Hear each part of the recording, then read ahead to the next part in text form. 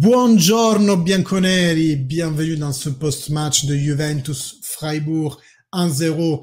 Juventus qui retourne à gagner en Europe au J Stadium, un J Stadium plein mais assez silencieux par rapport à ce qu'on a l'habitude dans les derniers temps d'avoir. Je suis accompagné par le chat qui nous donnera sa version du match. Moi, je vais vous faire la mienne rapidement. Tout d'abord, merci de soutenir la chaîne.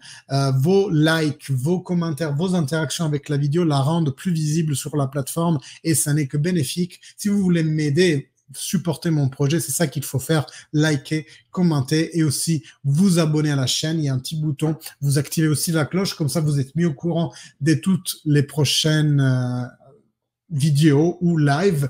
Là, on est en live avec le chat, on a suivi ensemble Juventus-Fribourg, un match que la Juventus a eu dans les mains depuis le début. Je me souviens en fait d'une seule action un peu dangereuse du Fribourg, mais qui s'est soldée finalement par un tir même pas cadré. Donc là, si je vous remets de suite les statistiques du match, vous voyez très bien que la possession elle est égalitaire, mais c'est pas ça qui nous intéresse, hein, c'est les buts au final. Les tirs, 20 frappes de la Juventus contre une du Fribourg, 6 cadrés pour la Juventus contre 0 bien entendu du Fribourg. Les passes, on est en dessous du Fribourg, mais aussi du standard de la Juventus eux-mêmes. L'accuracy, on peut faire mieux. Les fautes, c'est un peu partagé, aussi que les jaunes. Enfin, un match qui d'un point de vue du jeu peut se dire équilibré, mais quand on arrive dans les dernières 16 mètres, la Juventus démontre quand même d'être plus dangereuse. Je ne dis pas concrète, parce que si elle avait été concrète, on aurait gagné ce match 3-0, puisque les frappes, vous l'avez vu, on les a faites, les bonnes actions, on les a faites. La Juventus construit comme d'habitude, hein, comme dans les derniers matchs, on construit bien jusqu'à la surface, et après c'est toujours la dernière passe qui flanchit, ou alors clairement une conclusion non à l'auteur du reste de l'action. Voilà, j'attends, je vois que ça vient dans le chat, vous écrivez bien, continuez, je vais vous lire par la suite. La Juventus part bien. On part bien, les premiers 2 minutes sont infernales pour le Fribourg, tant que 12 en arrive à 2 cm de l'avantage. Dommage pour 12, hein, parce qu'en plus, il a dû sortir, il n'a pas pu terminer son match, et toute minute qu'il passe sur le terrain sans marquer, ça ne fait qu'augmenter son complexe, ça ne fait que rendre sa situation plus difficile à surmonter. J'espère qu'il en sortira assez bientôt. Moi, je vous disais pendant le live, les attaquants ont ces périodes-là.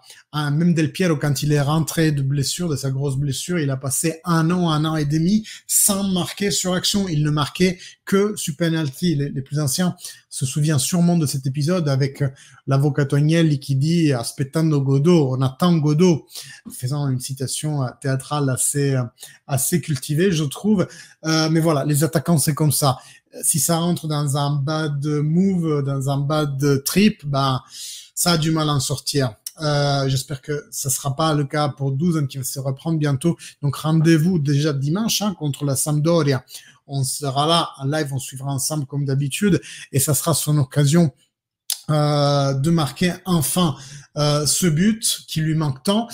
Autrement, pour moi, homme du match, clairement, Angel Di Maria, non seulement pour avoir trouvé un but qui n'est pas tellement dans ses caractéristiques, la frappe de tête, mais pour ce qu'il offre à l'équipe.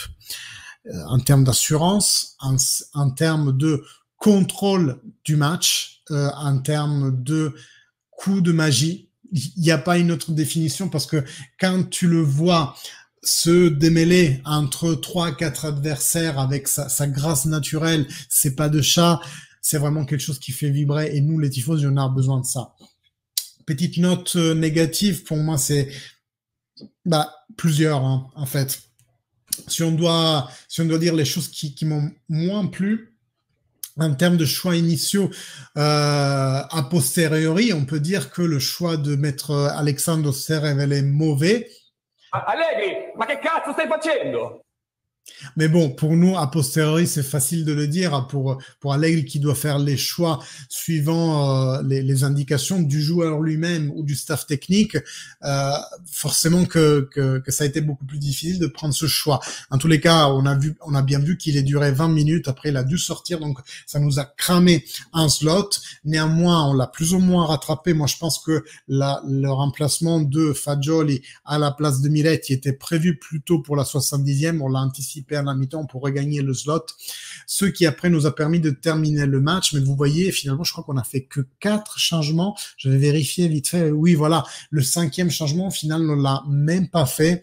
Il nous restait disponible sur la pelouse, sur le banc, Gatti, Pinsoy, Rugani, Soule, Paredes, Perin, Baranekea. Donc, vraiment, ceux qui pouvaient, qui avaient un espoir de rentrer, limite, étaient Soule et Baranekea. Je crois que Soule n'est pas rentré parce que Di Maria était vraiment en soirée. Et je pense qu'il y a un petit mot que Di Maria s'est dit avec Allegri, l'Europa League est pour lui. Je pense qu'il va jouer tous les matchs d'Europa League, tous les 90 minutes, Di Maria. Je pense que c'est ça le deal. Di Maria qui d'ailleurs pourrait aussi renouveler son contrat avec la Juventus, l'hypothèse se fait de plus en plus concrète. Donc voilà, Juventus qui remporte ce match 1-0 face à un Freiburg faible, il faut dire ce qui est. Ils étaient à l'extérieur, peut-être que c'est ça. Peut-être que la Juventus a vraiment su dominer le match et que donc le Fribourg a été, disons, intimidé par la puissance de l'équipe, par son nom, par son histoire, mais aussi par le stade. Apparemment, hier, quand les joueurs du Fribourg arrivaient au Jay Stadium, ils étaient là avec leur portable en mode « Oh, les gars, c'est magnifique !» Parce que eux, ils viennent d'une réalité qui est tout autre dans une petite ville, etc. Donc voilà. Le match d'aller s'est bien passé. Maintenant, peut-être au retour, semaine prochaine. J'espère que la Juventus va reconfirmer un résultat positif, si ça n'est avec une victoire, au moins avec un match nul qui nous permettrait de passer le tour, mais une victoire, c'est toujours mieux. On doit y aller pour gagner, on doit y aller pour s'imposer. Et pour mettre à l'abri cette qualification le plus tôt possible, parce que ce mois, c'est chaud. On a l'Europa League, on a une triple confrontation bientôt avec l'Inter, une fois en campionato, 2 fois en Coppa Italia. On a bientôt une confrontation directe en Serie A, mais voilà. Ton avis sur... Bon, je vous lis tous après, donc moi, je te lis après, je récupère d'abord les autres. Et n'oublie pas mon commentaire, lequel? Alors, Manu, t'en penses quoi? Bon, ben, je vais rester un bon moment à vous lire, je pense, parce que vous avez beaucoup écrit, ça me fait plaisir. Vous avez beaucoup écrit, c'est génial.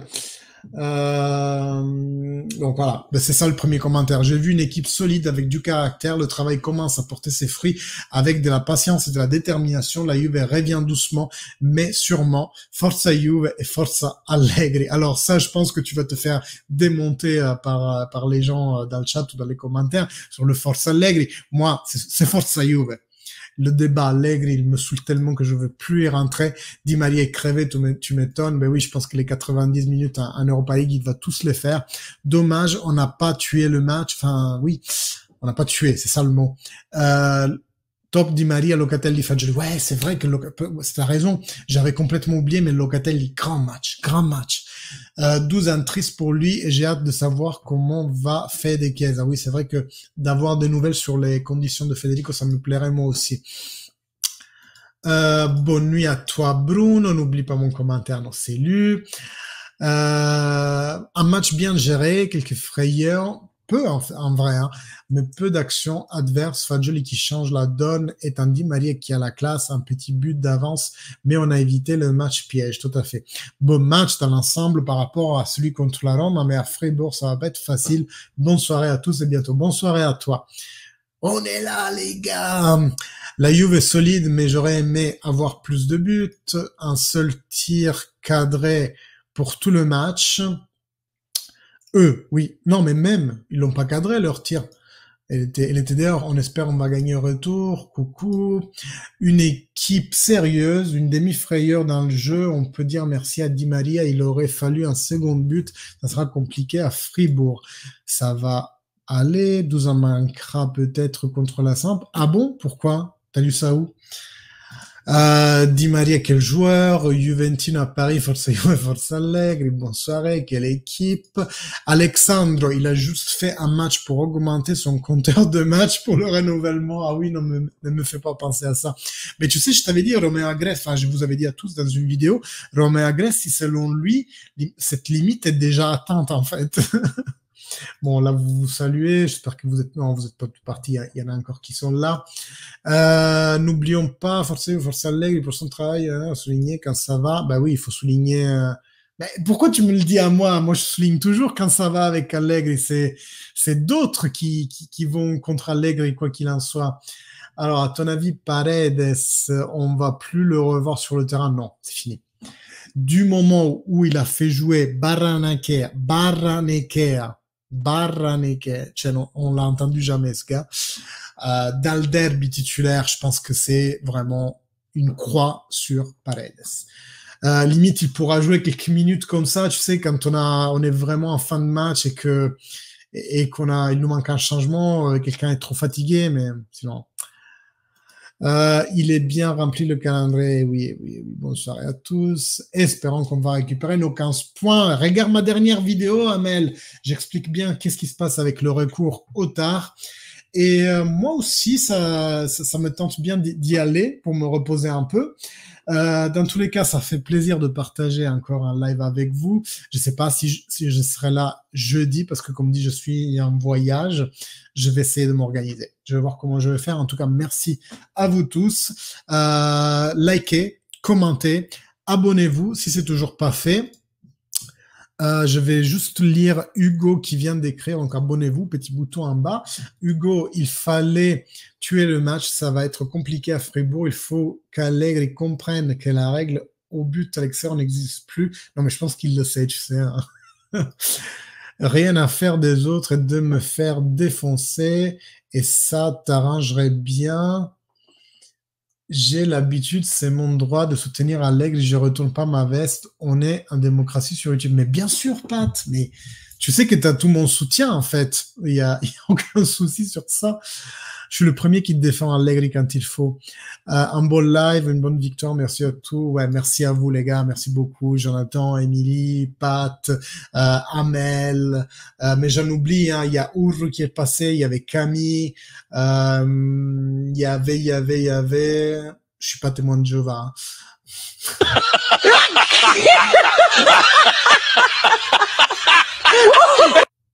Il y avait Bruno, voilà. Il y avait Jérémy Espacuncello. Voilà, merci à vous tous. Je vous dis à bientôt pour de nouvelles vidéos sur la Juve. En attendant, passez une bonne soirée. Fino alla fine, mes amis. Forza Juve. Ciao.